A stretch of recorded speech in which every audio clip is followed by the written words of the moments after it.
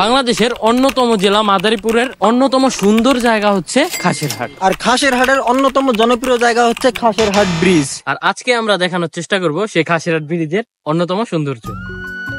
মনোরম প্রকৃতি সৌন্দর্যে ভরপুর এই ব্রিজটি, এর চারপাশের দৃশ্য, সবুজ প্রকৃতি আপনাকে আকৃষ্ট করবেই। এই ব্রিজ নিয়ে নতুন করে বলার কিছুই নেই। অনেকে আসছেন, দেখছেন, উপভোগ করছেন। আর যারা আসেননি, আপনারা যদি আসেন, এই ব্রিজ ও এর আশেপাশের সৌন্দর্য আশা করি আপনাকে মুগ্ধ করবে। এই ব্রিজটি মাদারীপুরের কালকিনি থেকে শরীয়তপুরের যাতায়াতে খুবই গুরুত্বপূর্ণ ভূমিকা রাখে। এখানকার মানুষের কাছে এটা দৈনন্দিন যাতায়াতের স্থান হলেও পর্যটকদের কাছে এটা খুবই জনপ্রিয় একটি ব্রিজ। বিশেষ করে দুই ঈদের সময় দেখা যায় মানুষ দূর দূরান্ত থেকে ছুটে আসে এই ব্রিজের সৌন্দর্য উপভোগ করার জন্য। এটিকে এখন স্থানীয় পর্যটন স্পট হিসেবে বিবেচিত করা হয়।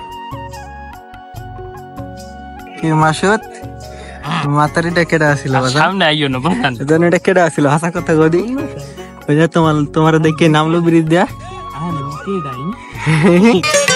আমার এখন উঠতি বয়স ফুর্তি লাগতেছে রসে ভরা যৌবন আমার ধাক্কা মাইরাছে। আপনি যদি এই ব্রিজে ঘুরতে আসতে চান তো আপনাকে আসতে হবে বিকালবেলা, কারণ বিকালবেলা ব্রিজের উপরে ফুচকা, ঝালমুড়ি, চটপটি ইত্যাদি সব ধরনের দোকানেই থাকে। আর তাছাড়া বিকালবেলা মানুষের সংখ্যাও থাকে খুব বেশি। আর সব থেকে বেশি মানুষের সংখ্যা থাকে শুক্রবার বিকালে। মাসুদ, ভিউটা কেমন লাগতেছে? ভাই আজকে আমি এখান থেকে যাবো না। হাই বেড়া, তোর না লাগে গেলে পরে তোর মায়া মারে মারবো। হাই। আর খাসেরহাট বাজারটি অনেক পুরনো একটি বাজার। এখানকার স্থানীয় মানুষের কাছে এই বাজারটি খুবই জনপ্রিয়।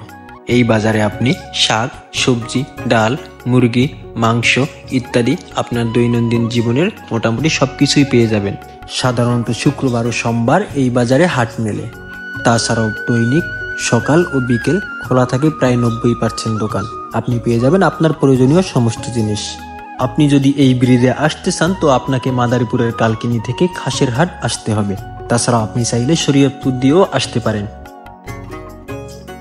তো গাইস, আজকের ভিডিও এই পর্যন্ত। ভিডিওটি যদি ভালো লাগে তাহলে একটা like, comment, share and subscribe করে দেন। দেখা হবে অন্য কোনো ভিডিওতে। আল্লাহ হাফেজ।